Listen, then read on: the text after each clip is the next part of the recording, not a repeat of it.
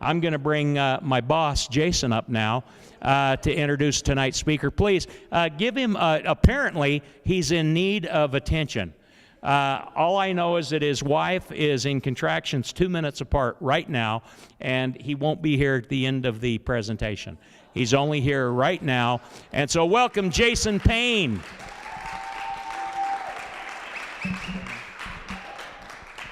Isn't he doing such a good job? I think I'm going to give him a raise. I'm just teasing. That is the president and CEO of this company, and I'm so grateful for him. But tonight I'm really grateful for Ed Smith, who's agreed to come out and share his story and his passion with us. I met him just a few weeks ago. I got invited to go out to a leadership summit, drove all the way across the state, it felt like, and had the chance to meet with a whole bunch of incredible men.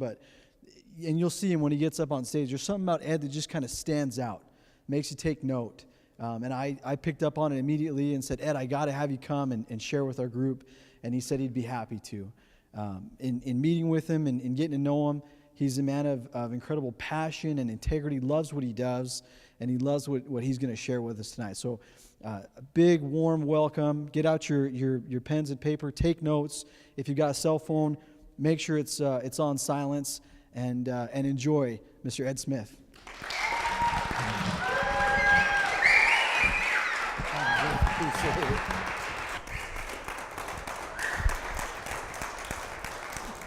Thank you for that very warm welcome. And I want to say I've met a few of you as you came in the door and you greeted me, and there's like a spirit in here. It's really kind of cool. You know, I just meeting you for the first time, but very fortunate to be here tonight. I want to thank Jason, the boss, for having me in, and Kevin for allowing him to have me in as well. So, but the title of my presentation is Team Building Tips from the Locker Room to the Boardroom. And we're going to go over some things. I think I have a couple football fans in here. I know this young lady right there. She's already expressed it. And, you know, I'll give you a little bit of background about myself, and then we'll roll into, I have a kind of a nice little, I call it an exercise. So you see behind me right here, we have the formation. This is obviously a football formation here. I've kind of developed something that I'm very proud of, actually. Kind of give you an idea. We always hear about team building exercises. We always hear about, you know, the groups getting together to do certain things. What about formulating your dynamic team? So that's what I want to talk about today. Formulating a dynamic team. And this does not just pertain to people in leadership, you know, forming teams. This also means the team members themselves. Figuring out, and I think this exercise is going to help you figure out where you might fit within an organization, might open your eyes a little bit about perception, our own perception, versus what others, or how others might see us. So, is my clicker here working? Yeah, there we go. So I'll give you a little background about my career and where I've been. I was actually born and raised in New Jersey, many, many years ago it seems, but I graduated high school in 1987. I was a three-sport athlete. Some would consider a star athlete. Baseball, basketball, football. By the time I was a senior in high school, it was time to make some decisions. As heavily recruited as I was in football, my passion was baseball, so I decided to go that route. I ended up signing, there we go, fam, right there. In my senior year, I signed my letter of intent to go to the University of North Carolina on a full baseball scholarship, and I also promised the football coach that I would come down and play a little football for him as well. Come June of that year of '87, I got drafted by the Chicago White Sox in the 7th round. And it was decision time again. I figured, you know, after a little haggling back and forth, also my mother, she made sure they put school into my contract, so that made it a little easier. She wasn't gonna let me go anywhere without an education, but I ended up signing my contract with the Chicago White Sox. And 2 days after I graduated high school, I was on the road, first or second plane ride down to Florida to start my professional career. And as you can see, I did play baseball, Chicago White Sox for 4 years, was traded to the Brewers, middle of the '91 season, spent 2.5 years with them, 1 year with the Cubs and 1 year with the Indians as a free agent. By the time my career was coming to what I considered a close after 9 years in the minor leagues, I'd made it up to AAA, but there was something that just wasn't there. The fire I had early in my career was kind of distinct, fading out a little bit, and it was time to figure out next phase or stage in my life, and had this crazy idea. It had been 10 years since I played football. Last time I suited up in a football uniform was my senior in high school in 1986. Here we are in 1995, and I'm having this crazy idea about, man, what if I went foot and played some football? Maybe I should, consider that. Cliff Notes version, I did consider it after the 95 season. I came out here to Arizona, got in shape, thought I would get a look by some teams in the NFL, but didn't. But I had a fallback. I went over to the World League of American Football and played for the Frankfurt Galaxy in the spring of 1996. First 4 games, blew it up. 4th game, knee blows out on me. So they had to fly me all the way back from Germany to Birmingham, Alabama, where I rehabbed for 4 weeks. While I was away, the team was struggling. When I left, they were 4-0. 4 weeks later, they were 4-4, and we're getting calls from Germany. You guys got to get him back here. You got to get him back here. So I ended up passing my physical, got back on the field, week 9 it was, and 10, and showed out a little bit. Team, we won 2 more games, went to the World Bowl, got back to the States June 26th, and by July 13th, after everything I'd done in that short period of time, was in my first training camp. July 13th, like I said, ended up playing that year with the Washington Redskins, played 2 years with the Atlanta Falcons, blessed to have been able to play in the Super Bowl in 1998, the Dirty Bird year, the Dirty Birds. We ended up losing to Denver in that game, John Elway's last one. But I finished that season. I played with the Detroit Lions and Philadelphia Eagles over a couple more years. And I was talking to Kevin. I actually played with the Birmingham Thunderbolts in the XFL. If anybody remembers that, it was a little bit of what I would say was a gimmicky league, but it had a reputation. But that was, for me, was a great way to finish out my career. So shortly after, in 2001, I quote unquote retired from professional sports. And I didn't necessarily retire. I just couldn't find another contract at 32 years old. So it was time, I guess it was involuntary retirement. But after 2001, I took a little bit of time, got into financial planning. I was a licensed financial planner for a few years, trying to find my next level, my next assignment, I guess you want to call it. I always said, once I got licensed, my Series 6, 63, life, health, and all that. And after a couple of years, I realized it wasn't what I wanted to be when I grew up. So I eventually walked away from that. In the last 10 years plus, I've written my book, Easy Sports Talk, or Easy Does It, The Journey of a Lifetime, which we have a couple copies here. That was published in 2005. I've been in the software industry for 10 years, up until I walked away from everything about a year and a half ago. And I was very successful in doing that, but as Kevin and Jason have said, they're looking for people who are passionate about what they do, and this is what I'm passionate about. I'm a passionate man. I love life. I have so many experiences, and these are the opportunities I look forward to sharing. And looking forward to talking about a few things here. We got the exercise. Be ready. You're going to have your pens and papers, and this is something I hope as we go through it, it opens your mind about some different things. But while we're here tonight, I want to talk about, once again, we're going to talk about what it's like to build your dynamic team. As I alluded to it earlier, it doesn't have to be the leader of the company. You can also be someone who's within an organization as a team member. I hope this will help you kind of figure out where you are in your organization. We're going to talk about evaluating your current roster, developing your team depth chart, identifying strengths and weaknesses of your team, and then the plan moving forward. How do you improve your roster? Because it's something that is constantly causing businesses a lot of time and effort, finding the right people to join the organization. And the reason this is passionate for me is because all the years I played in sports, I was being trained for life while I was doing it. We always talk about sports translate, and they really do. While I was riding buses through the minor leagues, learning different disciplines, that prepared me for when I got to the NFL, the different things I had to work on. Then once I finally retired, the same mentality I had when it came time to work my craft, whatever I was attempting to do, I used that same drive, as you want to call it. So how are great teams ideally structured? Anybody have an idea of what the perfect team would look like? And throw a couple things out there. You know, you have an organization, I don't care how big it is or small it is, you can have 5 employees, you can have 500 employees. Do you want a bunch of type A's? Do you want, you know, your worker bees that are nose to the ground? Do you want, you know, would anybody have an idea of what you want within your organization? There you go, I like that. And this is what this exercise is going to be all about.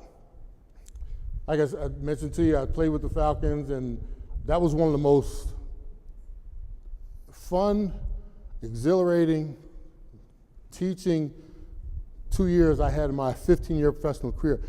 When talking about the Atlanta Falcons, like I said, it was an amazing experience because 53-man roster is very hard to get a lot of continuity within that, you know, coming together. A lot of different personalities, guys from all different places, they have different backgrounds. That was a magical run. I'll give you a quick story. In '97, which was my first season with the Falcons, Coach Reed had come in, he took over the organization, 1-7 start, finished 6-2 in the second half. So we were starting something. That following year, oh, cool. They can edit, see the beauty is they can edit that all out too. So, and they will. So like I said, with that team, with the following year was the magical run, 14-2 all the way to the Super Bowl. But it all started the year before. We went through that 1-7 start, finished the 6-2 in the second half. But you could tell we were coming together, and I give us all glory to what Coach Reeves did in terms of bringing quality people within the organization to fit what he was looking to do. So let's talk about building your dynamic team. Now, this is a much prettier drawing rendition than mine over here, but what we're going to do is we're going to go position by position. I got a little, you know, interesting, like I said, exercise for you here, kind of to figure out what you're looking for and how you're trying to accomplish it. Every organization should have a franchise quarterback. This is the leader of the team, most glorified and scrutinized at the same time. This is, you know, let's talk about that real quick. Being the head or the lead of the organization, quarterbacks sometimes, you know, regardless of how the rest of the team does, they're the ones everybody's pointing the finger at. And this is someone within your organization who is out there, the face of your brand. They work closely with the offensive coordinator, you know, / CEO, helping to design your plan of attack when you're out there in the field, when you're out there trying to close deals. Primary communicator calls all the plays out there for the offense. And that's something that's very important. Also, he identifies potential blitz, and I call them market trends. This is somebody who's out there who sees what is coming. If he's, you know, this is your franchise quarterback. And the other thing, teams struggle for many years without a franchise quarterback. Who's your favorite team? 49ers, okay. Perfect example. Okay. They've been struggling for a few years as well, and they finally went out and they get Jimmy Garoppolo, the new face of the organization. He's going to lead them. He made a silly decision and got himself hurt, but that's what they're looking for. We look at organizations like the Cleveland Browns, and when I'm talking in terms of football, remember, this all translates to business. Within every organization, there's somebody who is this face of the franchise, and he's the leader of the group. Tends to know responsibility of every player on the field, and this is really interesting. I have a really good story regarding that. Our first year in Atlanta, Chris Chandler was our quarterback, and you know he's been in the league for a number of years. I'm in my second year in the NFL, and sometimes I'm swimming a little bit. The head's going, things are moving fast. I'm out there on the field. I think we were on the road somewhere. 80,000 people in the stands. And we go to the line of scrimmage. I'm on the right side, put my hand down, and I know the play because, you know, I'm studying every week, you know, preparing for these moments. And all of a sudden, the front shifts on us, and Chris decides to call an audible on the play. Now, if you've watched a football game, like we all have, that 45-second clock inevitably is down to 4, 3, 2, 1. This particular instance is right around 10. Chris makes the change, and for a split second, I just had a brain cramp.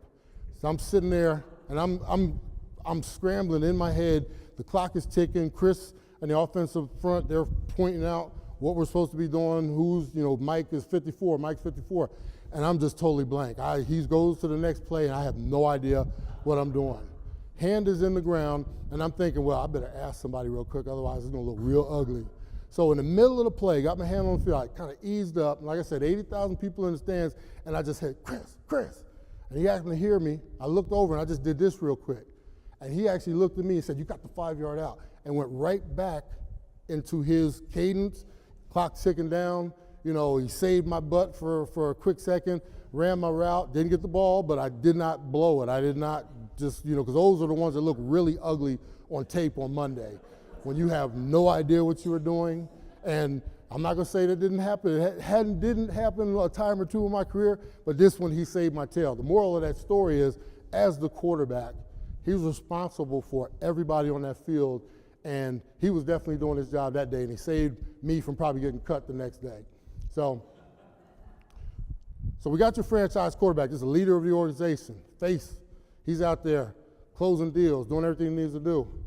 Your offensive line, this is the most important collaborative unit on a football team and within your organizations as well.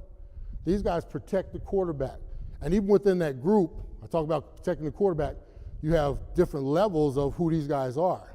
But they work as a unit. These guys, if they don't, you might as well cancel Christmas, because nothing good is going to happen that day. Even within that group, though, you've got your left tackle who's protecting the blind side of that quarterback. And I kind of translate that. That's typically in a corporate setting. That might be someone internally in the office. It might be his admin. You got your quarterback, you got the admin who's supplementing everything he does, scheduling his calendar, getting reports done, making sure he's where he's supposed to be when he's supposed to be. Also in that same category, you got the center. That's your general. That's the general on the field. Everybody looks at it and when you get a chance, when they show those slow motion replays of games, during a broadcast, look and see how much is going on sometime between the center and the quarterback. The center is actually responsible for identifying the front right along with the quarterback. He actually helps the quarterback. He identifies what's out there. You see all the pointing and everything going on. They're trying to figure out, okay, we got these 4 down, and then who else we got? If he comes, we got Mike, who's the middle, and if they bring too much off this end, and then you hear all the laser, Roger. All these conversations are going on in nanoseconds while this is all, right before the play. And when I tell you the center is the general, it all starts with him on that offensive front. These guys work together not for individual accolades, because there are no individual accolades when it comes to being an offensive lineman. Because when one of them look bad, they all look bad. And I'll explain what that means. 4 guys handle their assignment. Team block up, this one kicks out, this one goes around. One guy doesn't do what he's supposed to do. The 5th guy, somebody comes screaming through the A-gap or off the edge. Could mean disaster for your quarterback. Could mean disaster for your running back. And these guys, like I said, they must work together cohesively. And this is within your office too. You have, and these guys, this is a fun bunch, to be honest with you. I'll tell you, this is the funnest bunch on any football team as these offensive linemen. And I, as a tight end, I really enjoyed working with these guys. But it is critical, your overall success for any organization, they actually control it. And you can have the best quarterback in the world, you can have the best offensive coordinator, you can have all the running backs. If those guys aren't doing their job, and that goes for people in your office, they're not doing their job, you're in for a world of hurt. They do the dirty work, rarely recognized. How many in here can name an offensive lineman on your favorite team? Probably not many of them. You know your running backs, you know your quarterback, you know your wide receiver. As far as fantasy football, has anybody ever drafted an offensive lineman? No. They're not even in the category. But those guys, when they do their job, it's great. When they don't do their job, and something goes wrong, and this, once again, we'll revert back to your office. When it could be, you could have an IT department, and that's your offensive line. They're the front.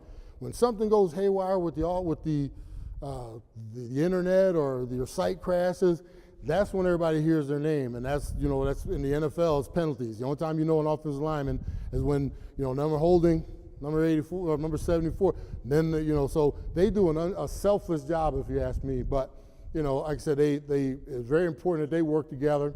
They don't always make it look pretty, because down there in the trenches, it is very, very dirty and nasty. These guys, and as a tight end, like I said, I was down there on the edges, and sometimes I didn't even want to go down there with them. But it's, it's part of what they do.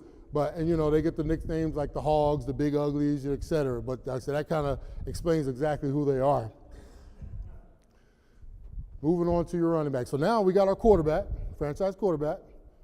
We've got our offensive line protecting our quarterback, all sides. The running back. Up until a few years ago, the running back used to be the most valuable player on the team. This is before all this pass-happy craziness, right? The game has changed.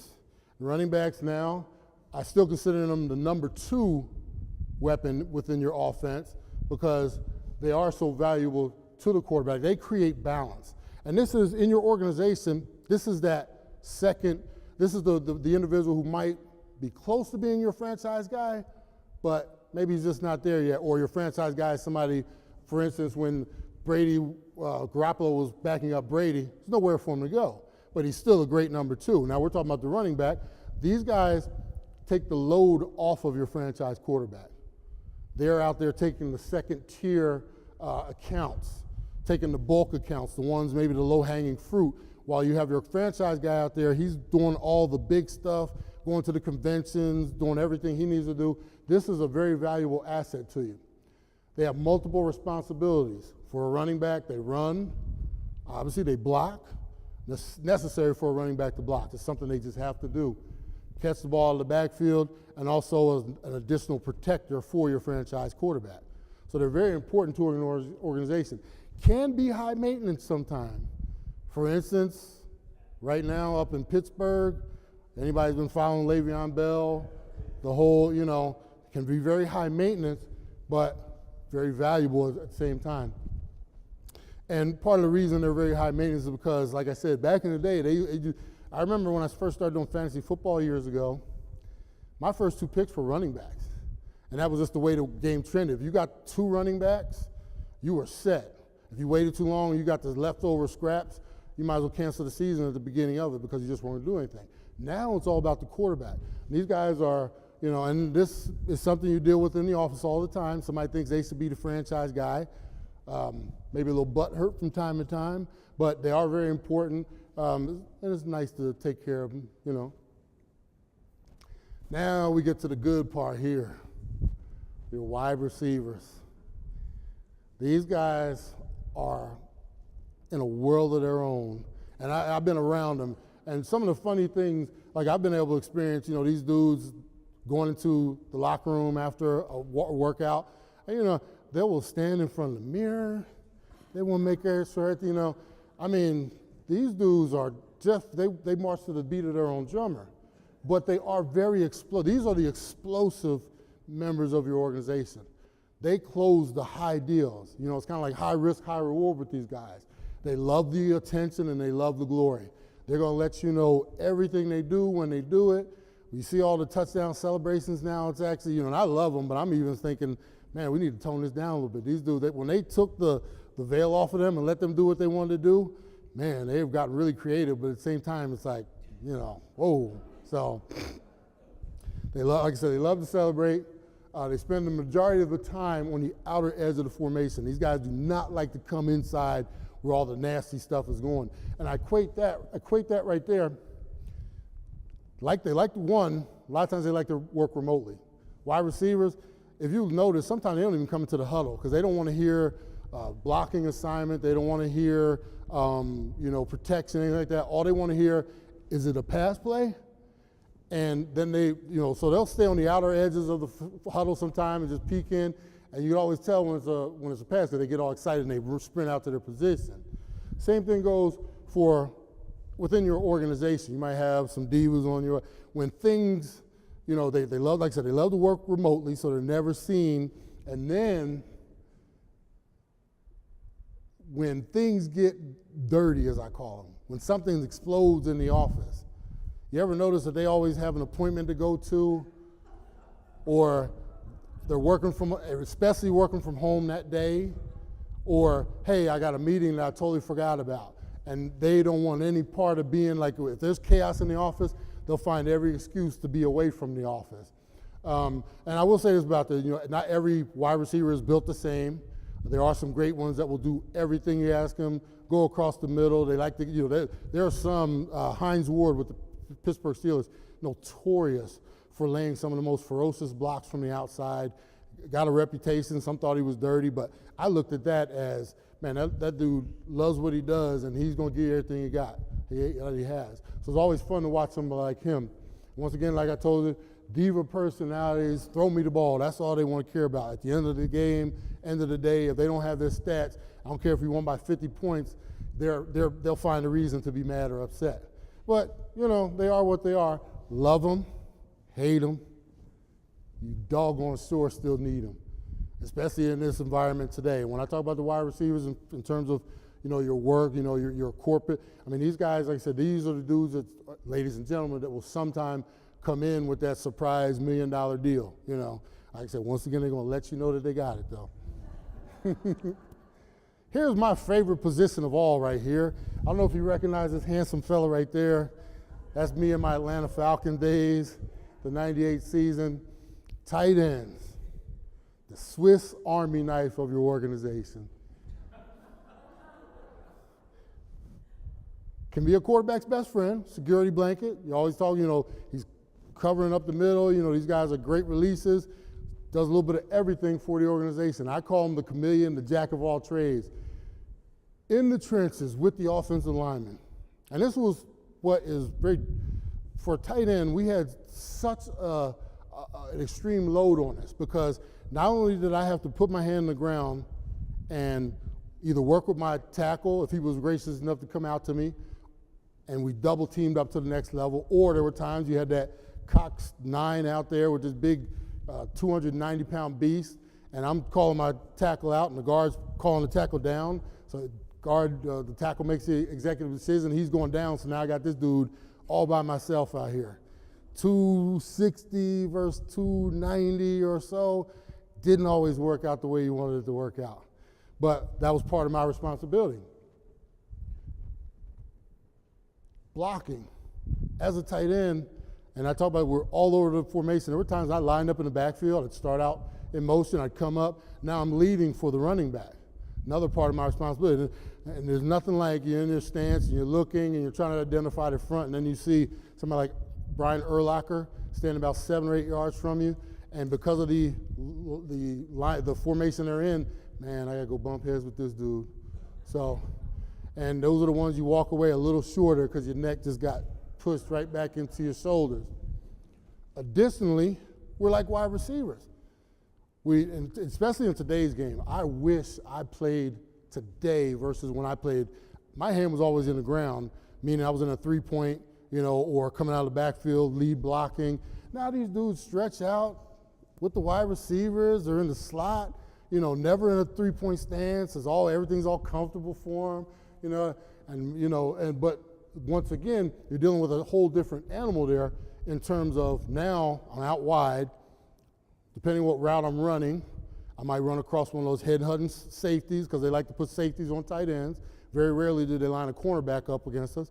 Or I got to deal with, once again, Brian Urlacher in coverage, not knowing where he is, and I might be running right into his path. So once again, tight ends, the Swiss Army knife. Then, very interesting thing about the tight ends, treated like the redhead stepchild of basically every organization, primarily because we are asked to do so much. And within your organization, I call this one of your most valuable commodities. This is Mr. or Mrs. Do-It-All. One day they're helping out in the IT department. The next day you might ask them to go out on a sales call. The next day, hey, we got a customer that's really complaining, can you go visit them? So this is somebody within your organization that's out there doing a little bit of everything for you. And like I said, once again, they don't get a lot of the glory, but they carry a large amount of the responsibility. And I tell everybody, hey, within your organization, please be nice to your tight ends. So I'm not sure if you can tell my affinity for the position, but it's like I said, it's a very valuable position. These are men and women who can make a lot of long days more peaceful for you because they do so much for the organization. Then we want to talk about special teams. People forget this is actually a third of the game. Special teams is so important. And when I talk about special teams, it's your contractors and your partners within your who you're dealing with. Imperative you are aligned properly. These people are out there representing you, whether it be an outsourcing company, somebody who does packaging for you, whatever it is. You depend on them, and they are actually representing you while they're out there. And they have to care about your business as much as you care about your business. It's very important. Sometimes we align ourselves with third parties or second parties, don't investigate them enough, then you find out, I haven't heard too many good things about them out there. And that can be very damaging to your reputation no matter how well you protect it. Also, the most forgotten and underutilized part of your overall plan until you desperately need them. I'll tell you a quick story, and Kevin, you know Hans Schatz. I was with him about 2 weeks ago, had one of our sit-down sessions. He was on it, and I appreciate him giving me the time. I could tell he was frazzled. He had a project that was due. He was just launching a new coffee lineup with fries. His packaging partner called him a night before saying they had something come up, total disaster. They weren't going to be able to help him with the packaging. He needed it that following day for over, I can't tell you how many thousands of bags of coffee they were putting together. And he was totally frustrated with them because they'd been pretty good up to that point. But like I said, he was in a scramble because of the bind they put him in. Fortunately, he was able to make some calls, was up all night. They got some late packages delivered from somewhere else. Somebody else came in to save the day. His whole crew, they were in all night packaging one at a time. Critical part of your daily operation, and we all know games can be won, deals can be won or lost, all because of your special teams. As far as the football goes, these kickers are, when I talk about wide receivers being a different bunch, kickers are an whole different ball. I mean, these dudes, they come, kicker, punter usually work out all day together while we're out there sweating, bleeding, back in my day, 2-a-days and 95-degree heat with 95% humidity. They're on a separate field, the two of them just kicking, just hanging out. They come into the special teams meeting like they put a full day of work in, And then you get a bad one, you get into a game, and all his responsibility is to kick that little ball through the goalpost. He gets up there and shanks one and walks back to the bench, getting the same amount of money as all of us, and all he did was come out and kick, So when I tell you, it's very important, you can win and lose deals. 2 weeks ago, Baltimore playing the Saints. Baltimore was behind the entire game. Fought back, tied the game with, I think, 7 seconds left. Now, their kicker, Justin Tucker, one of the most, I think he's the most accurate in all of football, in the history of football. He's eventually going to probably pass Adam Vinatieri, who eventually, he just passed Morton Anderson, my old kicker, for the all-time scoring lead. All Justin has to do is make the kick, tie the game up when we go over to overtime. Wide right, game over. So, like I said, very important part of the game. Make sure you're aligned with the right partners, with the right people. Very critical. And as I said, when they're bad, when they're good, you look good. When they're bad, you look even worse. Oh, I hit a button. Let me see. There we go. So now we have our roster put together. We've got our franchise quarterback. We've got our offensive lineman taking care of him. We've got our running back. We've got our divas out on the edge. We've got our Swiss Army knife in the middle of the formation. Now, what do? Okay, now some of you might be thinking, and what I encourage you all, go home and put your formation together, or anybody who's watching this presentation or gets to you at some point, put your formation together. Especially, it doesn't matter how large or small your organization is, put your formation together and start dialing in who you think is who and where they might fit. You might find out a whole lot about your team. So you don't have to do it today, just think about it.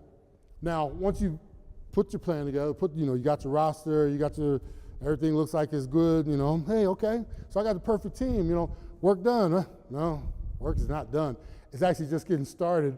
Formulating the team is tough, but formulating an ongoing strategy and a dilemma is even tougher.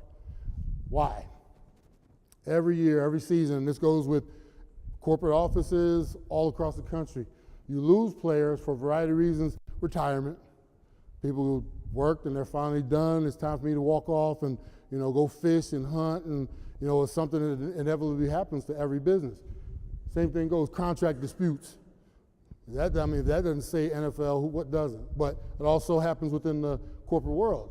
You have people who think they deserve more. I should be a franchise quarterback. Why are they paying me like I'm a backup punter? So they get disgruntled, they leave. Other thing is competitors are always out there looking to put their hands in your cookie jar. If you have stars on your team, they're always looking. You imagine your franchise quarterback is out there, and he's in the public all the time, going to the network events, the conferences. People are seeing him. His reputation is growing. What do they want to do? They want some of that. So they're going to go after him. Next thing you know, you got somebody coming in and giving you the 2-week notice. You're strapped, right? So these are the things we have to warrant against. How do we fight this continuous battle? I call it free agency. Just as others are looking at your star employees, you need to be out there as well, going to the conferences, the network events, find out what kind of talent is out there. And I'm not saying you want to replace people in your organization, but you find a superstar out there, all bets are off. Especially if you don't have that franchise quarterback, you don't have that star tight end. You need to fill up holes in the offensive line. You go out there and find that free agent talent.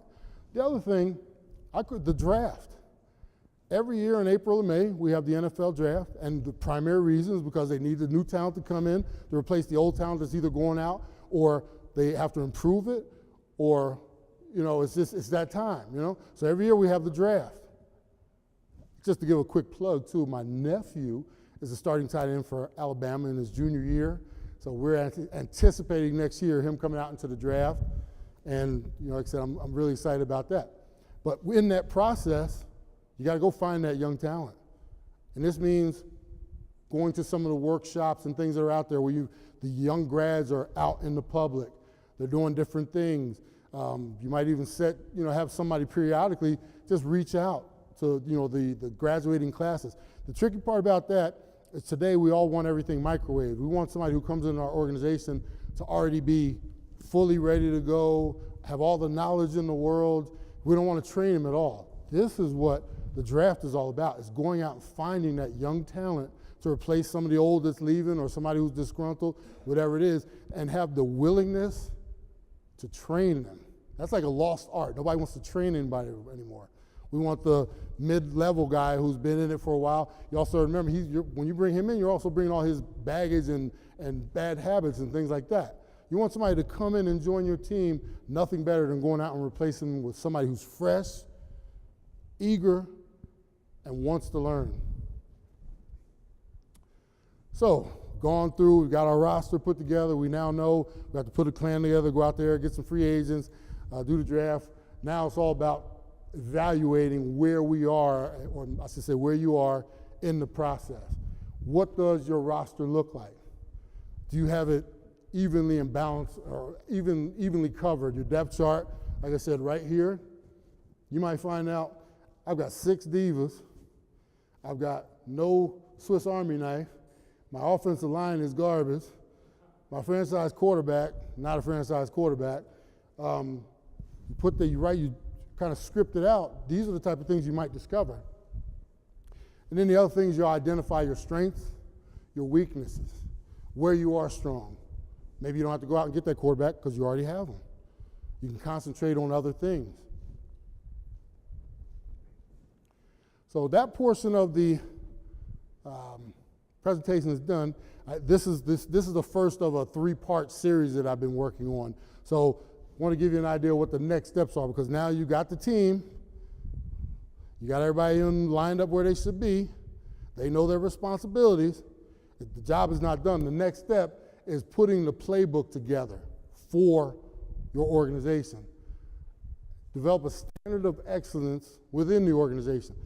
And I know people don't like to hear it all the time, but those doggone Patriots, you're talking about a standard of excellence. There's a reason why they are where they're at, and there's a reason why the Cleveland Browns are where they are at. Bill Belichick has created something, and it's called the Patriot Way. That's how, popular it is. And guys, I've talked to guys who have gone to that organization and then gone to other organizations.